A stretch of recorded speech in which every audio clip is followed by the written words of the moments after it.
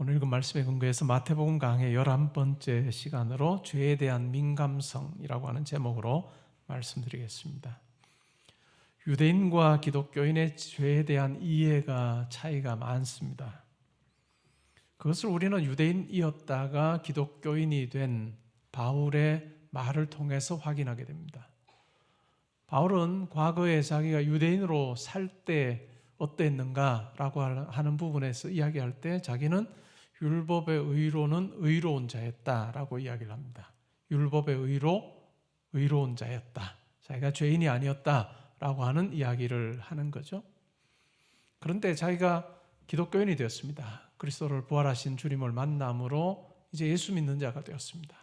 그리고 바울의 심령에 성령 하나님께서 와서 거하십니다. 성령 하나님께서 자기의 삶을 조명해 주실 때 자기가 자기의 과거도 되돌아보게 됐습니다. 이전에는 자기 율법으로는 자기가 죄인이 아니었다, 의롭게 살았다라고 했던 그가 성령께서 오셔서 자기의 삶을 비추어 주실 때 자기가 의인이 아니었고 죄인이었다라고 하는 것을 깨닫게 되었습니다. 결국은 무엇을 통해서 깨닫게 되었느냐 하면 10번째 계명, 탐심에 대한 이야기입니다. 내 이웃의 것을 탐하지 말라라고 하는 그 탐심, 다른 9가지 계명은 다 외적인 부분이라 할 수 있습니다. 그런데 10번째 계명은 내면의 부분입니다. 이 내면적인 부분을 다루는 10번째 계명 앞에서 자기가 의롭지 못했다라고 하는 것을 깨닫게 되었습니다. 결국은 마음의 문제였습니다. 유대인으로 살면서는 외적으로 자기가 죄를 짓지 않으면 율법을 다 지키는 거다라고 생각을 했던 거죠. 그러나 예수 그리스도를 만난 이후에 성령께서 오셔서 자기의 내면에 존재하는 악한 모습을 보여주실 때 비로소 자기가 유대인으로 살았을 때 그 삶이 의인이 아니고 죄인의 삶이었다는 것을 고백하게 되고, 기독교인이 된 이후에도 그는 여전히 내가 죄인 중에 괴수입니다라고 그렇게 고백하며 살았습니다.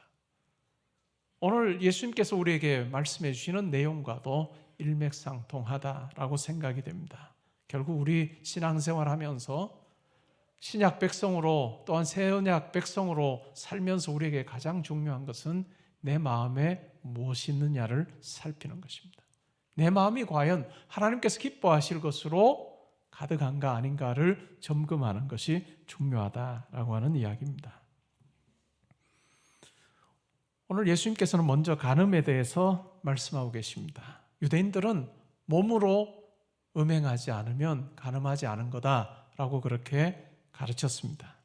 그런데 예수님은 음욕을 품고 여자를 보는 자마다 이미 마음에 간음하였다라고 말씀하고 계십니다. 여기서 여자라고 하는 이 단어는 헬라어로 귀네라고 하는 단어인데, 이 귀네라고 하는 이 말은 결혼한 여자를 가리킵니다. 예수님께서 간음이라고 하는 것과 탐심이라고 하는 것을 연결시켜서 설명하고 계십니다. 10번째 계명, 내 이웃의 것을 탐하지 말아라. 내 이웃의 아내든지 남종이든지 여종이든지 가축이든지 아무것도 탐하지 말라라고 하는 이 10번째 계명과 간음이라고 하는 것을 음행이라고 하는 것을 연결시키면서 우리의 내면에 일어나는, 결코 이 간음이라고 하는 것이 외적인 것으로 그치는 것이 아니라 우리의 내면에서 일어나는 것이다라고 하는 것을 말씀하고 계십니다. 율법을 지키는 것 어디로부터 시작해야 되느냐? 우리의 마음으로부터 시작해야 되는 거다라고 말씀하고 계십니다. 우리 마음에 무엇이 있는가 잘 살피는 것이 중요합니다. 하나님이 거하고 계신가? 아니면 다른 것이 내 마음을 지배하고 있는가? 우리는 점검하면서 살아야 됩니다. 세상 사람들은 알지 못합니다. 내가 어떤 마음을 가지고 사는지 알지 못합니다. 그러나 하나님께서는 우리의 마음속에 무엇이 있는지를 잘 알고 계신다는 것입니다. 하나님 보시기에 내가 과연 합당한 존재로 살고 있는지 아닌지를 잘 점검하는 것이 필요합니다. 우리의 마음이 항상 흔들리고 유혹될 때가 있습니다. 종교개혁자 마틴 루터는 그런 이야기를 했습니다. 우리 머리 위로 새가 지나가는 것을 막을 수는 없다. 우리의 육신을 지니고 사는 우리에게 머리 위로 새가 지나가는 것을 막을 수 없다. 그러나 우리 머리 위에 새가 둥지를 트는 것은 막아야 된다라고 하는 이야기를 했습니다. 우리의 마음속에 이와 같은 하나님께서 싫어하시는 것이 이제는 점점 더 커지는 그러한 일이 벌어지지 않도록 우리의 마음을 잘 살피는 것이 지혜롭다라고 하는 말이 되겠습니다. 시인이면서 수필가였던 피천득 교수는 이런 말을 한 적이 있습니다. 마음의 자유를 천만금에는 아니 팔 것이다. 그러나 용돈과 얼마의 책값과 생활비를 벌기 위해서 마음의 자유를 잃을까 불안할 때가 있다. 이 말의 의미가 뭘까요? 우리 마음이 환경에 아니면 사소한 어떤 것에 휘둘리기 쉽다라고 하는 말일 것입니다. 이스라엘 백성들 광야에서 살았습니다. 홍해를 기적적으로 걸어서 건너는 놀라운 체험을 했습니다. 그런데 마사 무리바라고 하는 그 지역에서 마실 물이 없습니다. 그래서 원망하기 시작합니다. 불평하기 시작하죠. 그러면서 끝내 더 나아가서 정말 우리 가운데 하나님이 계신가 아닌가 의심하게 되었다라고 이야기를 합니다. 우리 마음속에 하나님이 계시지 않으면 다른 것이 지배를 하게 됩니다. 탐심이 지배를 하게 되고 음욕이 지배를 하게 된다는 것을 우리는 기억할 필요가 있습니다. 과연 내 삶에 무엇이 나를 지금 이끌어가고 있는지를 점검하는 것은 중요한 것 같습니다. 아프리카에서 원숭이를 사냥하는 장면을 본 적이 있습니다. 손만 주먹 하나 들어갈 수 있는 그러한 작은 홈이 파여 있는 구덩이에 원숭이가 보는 앞에서 먹을 것을 넣어둡니다. 그리고 사람이 나무 뒤에 숨죠. 그러면 원숭이가 사람이 있는지 없는지를 살피고 나서 그 작은 홈 가까이 옵니다. 그리고 결국은 구덩이에 손을 넣어서 음식을 움켜쥡니다. 그때 숨어있던 사람이 원숭이를 잡으러 다가가죠. 어떤 일이 벌어질까요? 사람이 자기에게 다가오는 것을 보면서 원숭이는 도망하려고 애를 씁니다. 소리를 막 지르기도 하죠. 근데 결국은 도망하지 못합니다. 그 이유가 뭘까요? 자기가 움켜쥔 그 음식을 놓지 않았기 때문에 움켜쥔 채로는 이 구멍을 빠져나올 수 없는 거예요. 결국은 밧줄에 목이 매여서 잡혀가는 신세가 됩니다. 그런 장면을 보자면 참 어리석어 보이기도 하고 또 우습기 짝이 없습니다. 구덩이에 들어있는 음식이 자기 목숨보다 중요하지 않습니다. 근데 결국 그것을 놓지 못하는 그러한 모습입니다. 욕심에 빠져 사는 원숭이의 모습이죠. 그 모습 속에 우리의 일상의 삶이 떠오르기도 합니다. 우리의 모습과 닮아 있기도 합니다. 욕심으로 가득 차서 우리가 놓지 못함으로 우리 마음속에 하나님이 지배하시는 것이 아니라 계시는 것이 아니라 다른 것이 우리를 주장하는 그와 같은 일들이 있다는 것을 우리가 확인할 때가 있습니다. 예수님께서는 오른 눈이 너를 실족하게 하거든 빼어내버리라. 오른손이 실족하게 하거든 찍어내버리라 라고 그렇게 말씀하셨습니다. 온몸이 성한 채 지옥에 던져지는 것보다 몸의 지체 중 하나를 잃고 지옥에 던져지는 것이 더 낫다라고 그렇게 던져지지 않는 것이 더 낫다라고 그렇게 말씀하셨습니다. 이 말은 문자적으로 그대로 지키라는 의미는 아닙니다. 그런데 초대교회에 유명했던 교부 중에 오리겐이라고 하는 사람이 있습니다. 성경 해석으로 굉장히 잘 알려졌던 이 오리겐이라고 하는 사람은 결국 이 말씀을 문자적으로 이해를 했습니다. 그래서 결국 그는 평생을 고자로 살았습니다. 문자적으로 지키라는 의미가 아닙니다. 그 정도로 엄중하게 이 말씀을 받아들이라라고 하는 의미일 것입니다. 이어서 예수님께서는 이혼에 대해서도 말씀합니다. 그 당시가 어땠을까요? 남편이 원하면 마음대로 이혼할 수 있는 그런 사회 분위기였습니다. 아내를 버리길 원하면 이혼 증서를 써주면 그냥 아내와 이혼하는 것 같은 것이 참 쉬웠던 시대였습니다. 음행을 한 경우뿐만 아니라 아주 사소한 거라도 남편이 아내에게 불만족하면 그것이 이혼 사유가 되기도 했습니다. 심지어는 저녁 식사를 하다가 그 음식을 태워버리면 그것 또한 이혼 사유가 되기도 했던, 그 정도로 남편이 악한 본성을 가지고 언제든지 이 결혼을 깰 수 있는 것 같은 상황이었습니다. 그런데 예수님께서는 그런 악한 본성으로 행하지 못하도록 가르치고 계십니다. 우리가 오늘 지금까지 읽었던 이 내용을 생각을 해보면 인간의 기준이 아니라 하나님의 기준으로 자기를 살펴야 함에 대한 말씀이라 할 수 있습니다. 유대인들, 바리새인들, 서기관들, 그들은 우리가 바울의 고백에서도 발견하는 것처럼 우리 외적으로 아무런 문제 없다라고 생각하며 자기들의 자를 가지고 자기들을 평가하면서 의롭다라고 생각을 했습니다. 그리고 다른 사람을 자기의 잣대로 되어서 다른 사람을 비난하기도 하고 또 그 사람들에 대해서 평가하기도 했습니다. 그러나 예수님께서는 사람의 기준이 아니라 하나님의 기준에 대해서 말씀하고 계십니다. 우리의 마음을 살피시는 하나님, 그 하나님의 기준에 과연 부합된 삶을 살고 있는가 우리로 하여금 돌아보게 합니다. 내 마음속의 자라고 하는 시가 있습니다. 내용은 이렇습니다. 언제부터인가 나는 마음속에 자를 하나 넣고 다녔습니다. 돌을 만나면 돌을 재고 나무를 만나면 나무를 재고 사람을 만나면 사람을 재었습니다. 물 위에 비치는 구름을 보며 하늘의 높이까지 잴 수 있을 것 같았습니다. 나는 내가 지닌 자가 제일 정확한 거라고 생각했습니다. 내가 잰 것이 넘거나 처지는 것을 보면 마음에 못마땅하게 여겼습니다. 그렇게 인생을 확실하게 살아야 한다고 몇 번이나 속으로 다짐했습니다. 가끔 나를 재는 사람을 볼 때마다 무관심한 채 하려고 애썼습니다. 간혹 귀에 거슬리는 얘기를 듣게 되면 틀림없이 눈금이 잘못된 자일 거라고 내뱉었습니다. 그러면서도 한 번도 내 자로 나를 잰 적이 없음을 깨닫고 스스로 부끄러워졌습니다. 아직도 녹슨 자를 하나 갖고 있지만 아무것도 재지 않기로 마음먹고 있습니다. 우리가 주인 되어서 내가 뭔가를 다 재며 살고 있지 않은지, 그러면서 우리 정작 자신이 어떠한지 살피지 않으면서 그렇게 지내고 있지 않은지 돌아보게 하는 시라 할 수 있습니다. 바울은 로마서 2장 1절 2절에서 이렇게 말합니다.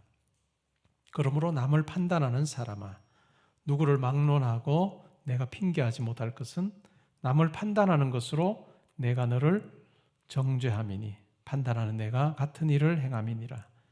이런 일을 행하는 자에게 하나님의 심판이 진리대로 되는 줄 우리가 아노라 라고 이야기를 합니다.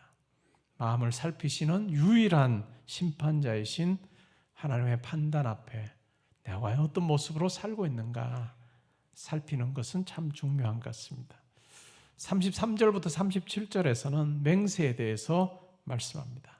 유대인들은 헛맹세를 하지 말고 맹세한 것은 지키라 라고 그렇게 가르쳤습니다. 이것은 구약에 나오는 여러 구절에서 나오는 그 같은 교훈, 가르침이기도 합니다. 그런데 주님께서는 놀라운 이야기를 하십니다.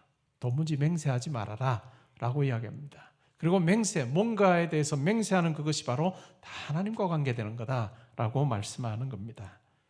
왜냐하면 하늘을 놓고도 맹세하지 말 것은 하나님의 보좌이기 때문이고, 땅에 대해서 맹세하지도 말 것은, 땅을 걸고 맹세하지도 말 것은 하나님의 발등상이고, 또한 예루살렘을 놓고도 맹세하지 말 것은 큰 임금의 성이기 때문이고, 또한 머리로도 하지 말 것은 한 터럭도 휘고 검게 할 수 없기 때문이다 라고 이야기를 합니다.